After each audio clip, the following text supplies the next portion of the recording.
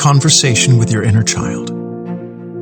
We have to talk to the child, and just as important, we have to let the child speak, let the child express himself. If we didn't get a chance to speak up as a child, here is that young child's chance. Try putting 2 cushions facing each other.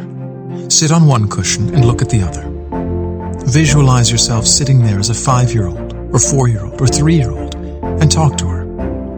My dear inner child, I know you are there. You are wounded, I know. You've gone through a lot of suffering.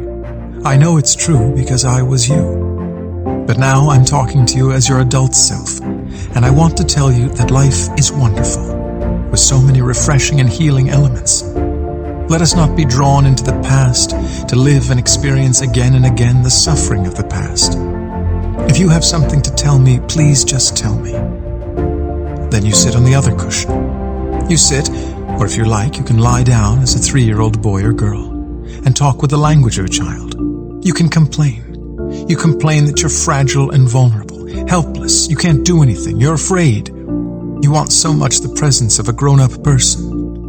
You try to express that, and you play the role of the inner child.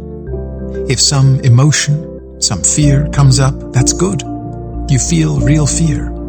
You feel the real desire to have someone close to you, protecting you, and so on. Then you switch back onto the other cushion and say, well, I have listened to you, my inner child, and I understand completely the suffering.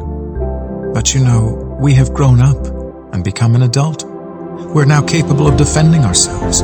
We can even call the police. We can prevent the other person from doing the things that we don't want. And we can do everything by ourselves. We don't need an adult. We don't need anyone. We can be complete within ourselves. We don't really need another person in order for us to be ourselves. The tendency is to believe that there should be another person to play the role of mommy or daddy. But that's only a feeling.